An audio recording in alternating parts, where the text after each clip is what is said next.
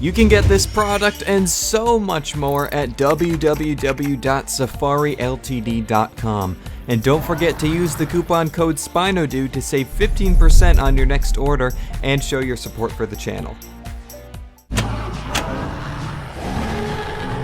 Greetings, hello ladies and gentlemen, and today we are going to be taking a look at the new for 2020 Safari Ltd Deinonychus. This was actually my most hyped figure for Safari Ltd's 2020 range, and I can say after seeing in-hand pictures and getting this one in hand, it's really taken a dip for me, and of course we'll get into that as the video goes on.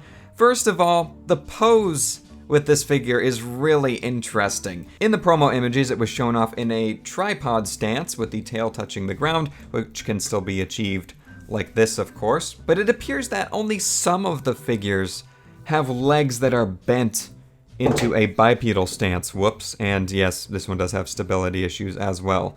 And mine is one of them. Now, I understand if this was intentional on Safari's part because it is inaccurate to have a dromaeosaur in a tripedal stance. Their tails were very stiff and rigid for balance and definitely wouldn't have been used to support themselves when standing. But I will say aesthetically and functionally, I like it way better as a tripod because it appears that in order to make it an accurate bipedal figure, Safari had to splay the toes ridiculously wide, especially on that back foot there. One of the toes isn't even touching the ground, and it still isn't a very stable figure at the end of the day. It just has these awkward, really widely set toes, and overall you can tell that the legs were intentionally warped to give it this bipedal stance. I actually display mine like this on the shelf because the head looks much more natural in that position. Even though the tail is touching the ground, I don't care about that. It just looks more natural this way. But the problem here is because its feet were intentionally bent to give it a bipedal stance,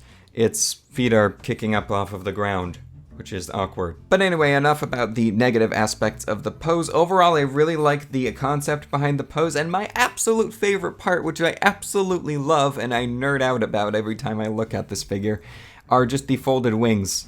Folded close to the body, you can barely see the claws. It is so bird-like, and I just love how fluffy this Deinonychus is as well. That's my favorite part of the entire figure, is just how bird-like the wings look being held close to the chest. I love, love, love that. But anyway, detail-wise on this sculpt, the feathers overall are pretty nicely sculpted. I especially like the feather detailing on the wings and down the fluffy tail fan. And I love how rounded bird-like the chest is as well. I just love how fluffy it is. Of course, I just kind of nerd out when I see that aspect of this figure because I love chunky, fluffy groundhog dromaeosaurs. It's so cool to me. But the problem here is that even though the detail is decent, it's not the best I've seen, but it's pretty well done. The colors are very simple and there's a really lack of any dry brushing or washing on this figure to really bring out those details on the feathers, which is unfortunate. But besides the actual execution of the colors, I do love the concept. The colors totally give me vibes of a modern day bird of prey. I love the concept to death here. The black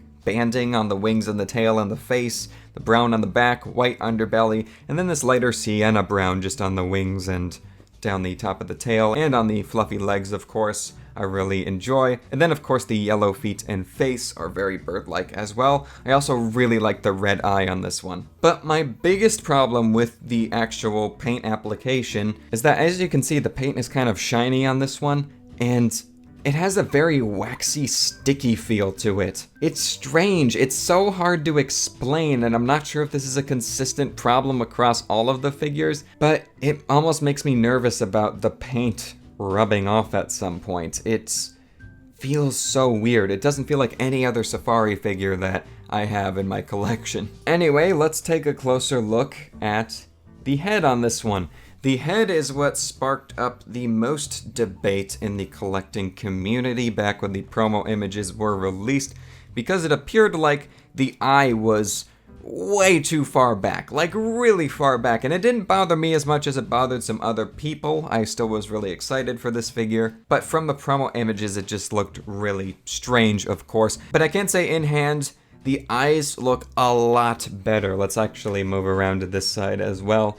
It looks much more natural in hands, and it also appears like the eyes are a bit larger as well than what they appeared to be in the promo images, so that's really cool. I think my favorite part of the head, though, are just the markings around the eye. I love that black band going across the top and down the back of the neck. And then, of course, that big white patch underneath the eye. Reminds me of modern-day raptors. I love the colors to death here. Then, of course, one other thing to note is that the scalation on the snout also looks pretty nice. Unfortunately, on my Deinonychus, on this side of the face, there is a little paint mishap. There is some red paint from the eye on its eyebrow there, which is unfortunate, but could have been much worse. I've seen worse quality control issues paint-wise from Safari. So, yeah.